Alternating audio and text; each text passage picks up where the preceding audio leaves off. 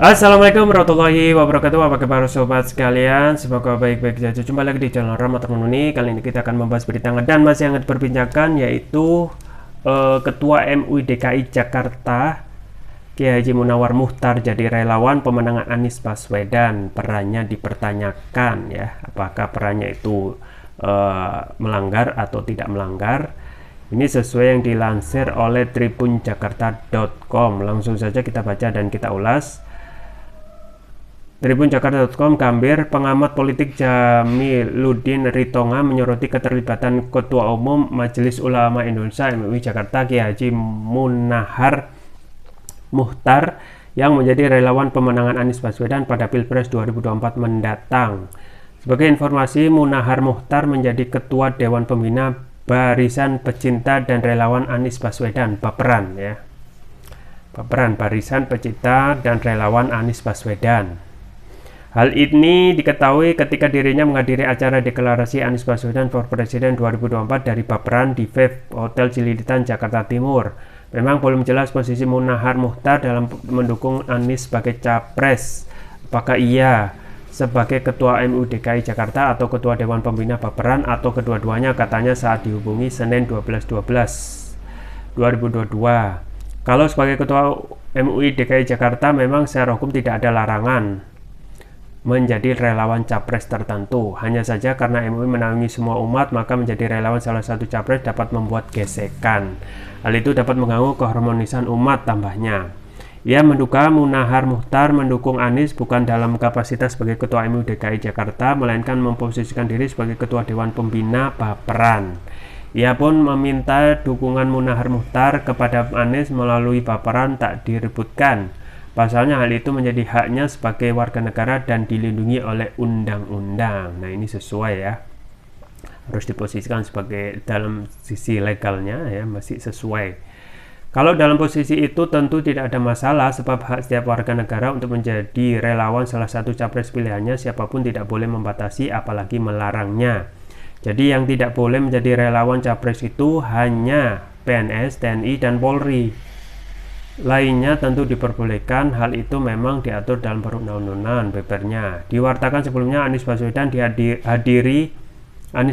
hadiri deklarasi Anies for Presiden 2024 dari Barisan Pecinta dan Relawan Anies Baswedan Baperan di VIV Hotel Cililitan, Jakarta Timur, Minggu 11 Desember 2022. Pantauan tribunjakarta.com, ex-Menteri Pendidikan dan Kebudayaan ini tiba di lokasi sekitar pukul 16.00 WIB mengenakan atasan muslim dan baju koko warna putih. Anies terlihat didampingi oleh Ketua Umum Majelis Ulama Indonesia MUI Jakarta sekaligus Ketua Dewan Pembina Baperan Kiai Haji Munahar Muchtar. Tak hanya itu, kedatangan Anies juga disambut oleh Hadoro dan palang pintu. Pantun yang saling bersambutan pun mengundang gelak tawa dan Anies sesekali ikut tertawa. Acara pun dilanjutkan dengan deklarasi dukungan untuk Anies Baswedan pada Pilpres 2024 mendatang. Sebagai informasi, acara ini turut dihadiri oleh Al-Habib Husein Ja'far Al-Haddad, tokoh Betawi, Damin Sadak, dan beberapa ulama lainnya. Selain itu, acara ini juga dihadiri oleh jawara se-Jabodetabek serta para simpatisan. Ya, itu ya sobat sekalian, pentingnya kita untuk mendudukan perkara suatu isu ya dalam ranah apakah itu legal atau tidak. Dan saat ini memang posisi dari Kiai Haji Munahar Muchtar secara dalam MUI juga mendapat jabatan sebagai ketua ya, tetapi dalam hal ini dia juga menjadi ketua Dewan Pembina ya, Dewan Pembina Baperan, yaitu Barisan Pecinta dan Relawan Anies Baswedan. Nah, jadi ini adalah relawan ya, kita sebut relawan, dan ada Ketua Umum Dewan Pembina yang kebetulan itu adalah Ketua Umum Majelis Ulama Indonesia Jakarta ya. Jadi kalau kita mendudukan posisi dari segi hukum ini ya, tentu saja ini masih layak ya, dari MUI-nya sendiri masih layak ya, karena sesuai undang-undang yang tidak boleh menjadi relawan itu cuma 3 ya, dari ASN, kemudian TNI dan Polri. Ya, MUI tidak termasuk dari ketiganya, jadi boleh ya, tetapi memang untuk menjaga keharmonisan ya, karena MUI itu juga menaungi umat beragama ya, semua umat, maka hal yang menjadi wajar untuk hanya ya tidak menjadikan background MUI itu sebagai dasar ya, tetapi yang itu akan menjadi potensi gesekan lebih besar ya, tetapi lebih condong pada posisi Kiai Haji Munahar Mukhtar itu sebagai Ketua Dewan Baperan dalam hal untuk menjadi relawan pendukung Anies Baswedan. Nah, ini harus terus disampaikan ya, karena supaya tidak ada misleading terkait dukung mendukung dan juga posisi relawan yang kadang satu hal ini menjadi makanan empuk bagi yang tidak suka dengan Anies untuk menyerang dalam dalam sektor ini gitu ya, karena relawan itu yang saat ini menjadi sebagai fan ataupun yang menjadi pendorong, pendongkrak, dan juga dalam hal pengerahan massa dan lain sebagainya, itu sangat dibutuhkan dalam hal pemenangan satu capres ya. Dan apa yang disampaikan Anies beberapa waktu yang lalu ya di Aceh, bahwasanya relawan itu ya harus benar-benar objektif ya. Ada nilai-nilai yang disampaikan oleh Anies di Aceh misalnya, jangan sampai menyampaikan berita bohong gitu ya. Kemudian juga nilai yang lain adalah kita tidak boleh ya menjelek-jelekan calon yang lain. Nah, ini adalah ide, gagasan ataupun pencerahan ya yang harus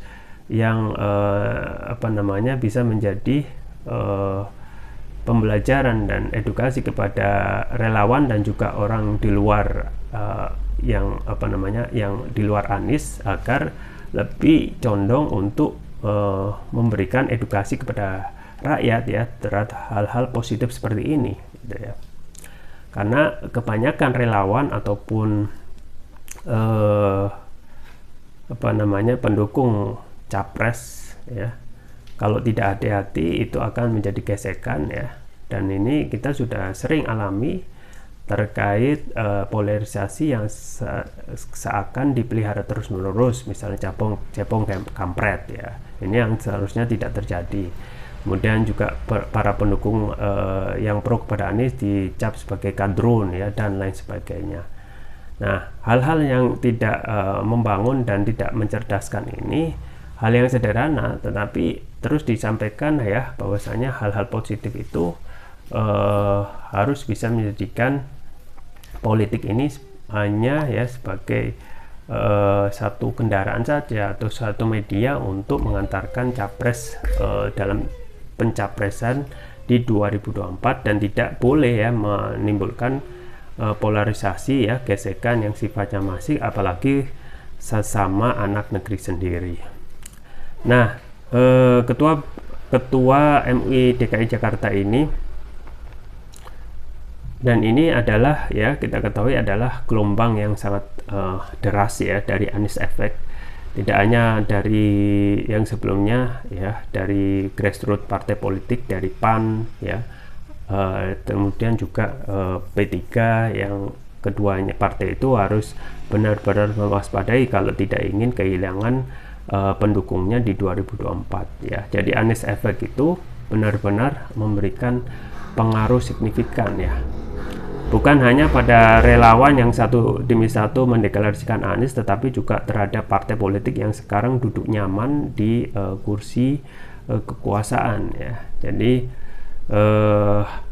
misalnya untuk partai-partai yang saat ini sangat menikmati kekuasaan ya, ingat bahwasanya salah satu ancaman ke depan adalah kalau tidak mengikuti aspirasi dari grassroots ya, misalnya untuk PAN dan P3, kemungkinan mereka akan terdepak di orbit parlemen di 2024 ya. karena suka atau tidak suka suara mayoritas itu ya yang bisa dibilang bisa diremehkan ya, tidak bisa diremehkan, yaitu suara grassroots untuk PAN dan P3 yang suaranya juga banyak melakukan dukungan, itu akan signifikan ya, mengingat